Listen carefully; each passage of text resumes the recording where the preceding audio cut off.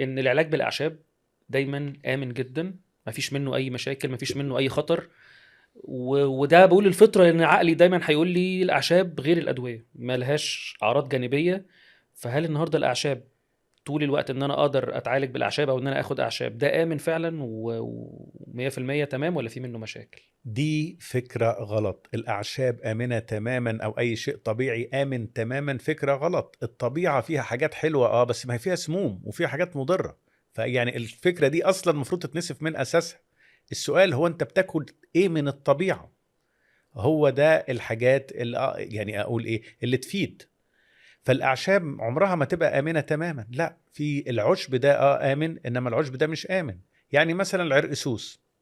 العرقسوس ده مثلا احنا كنا بنحكي عن الضغط من شوية. العرقسوس يعلي الضغط، ده فعلا بيعلي الضغط. فما ينفعش ان انا اقول انا هشرب عرقسوس مثلا كتير وضغط وانا مريض ضغط، وهو العرقسوس عشب او يعني حاجة نباتية وطبيعية تماما. ما هو احنا دايما الاعتقاد اللي في ذهننا ان طبيعي ايكوالز او تساوي صحي. يعني دايما كل الكلام والنصايح اللي بنسمعها من واحنا اطفال صغيرين ان احنا نروح للحاجات الطبيعيه. فالنهارده انت كده انت كده جاي النهارده عشان تنفي لي كل حاجه.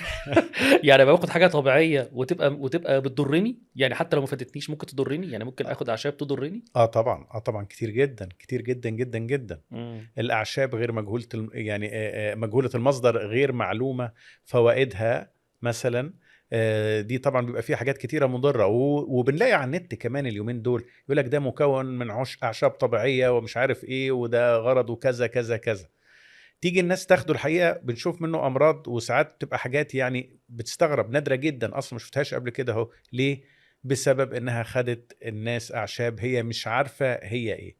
الطبيعة زي ما قلنا فيها حلو وفيها طار، فمش كل حاجة طبيعية تبقى حلوة بس.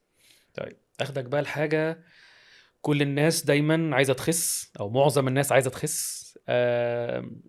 اكتر حاجات دايما الناس اللي بتتخن او الناس اللي عايزه تقلل وزنها، النشويات، السكريات، قلل سكريات قلل نشويات. من كتر ما بنقعد نقولها اترسب في ذهننا دايما ان السكريات والنشويات حاجات ضاره، ضاره بالصحه، ضاره بالوزن.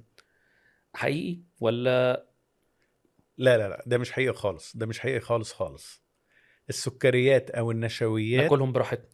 لا، ما هو بقى مش براحتنا بقى، ما يعني اولا احنا بنتكلم على انسان طبيعي، يعني محدش عنده سكر مثلا، لانه مريض السكر او مريض الكلى او مريض القلب ده ليه وضع خاص في الاكل بتاعه. مم. فاحنا بنتكلم على اشخاص اصحاء.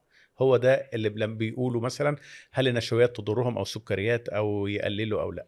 الحقيقه بالمناسبه يعني النشويات مش ممكن تمنعها، لان النشويات في كل اي حاجه انت بتاكلها فيها جزء نشويات او سكريات. عارف مش هقول لك الفاكهة، الخضار فيه نشويات.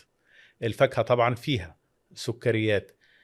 البقوليات، الفول، البسلة، الفول فيه نشا يوازي البطاطس تقريبا. الفول 100 جرام فول ناشف قد ال 100 جرام بطاطس ناشفة في من ناحية النشا. عشان كده احنا لما كنا ندمس الفول كنت تلاقي المية منشية. فإذا انت مش هتقدر تمنع النشويات من غذائك تماما.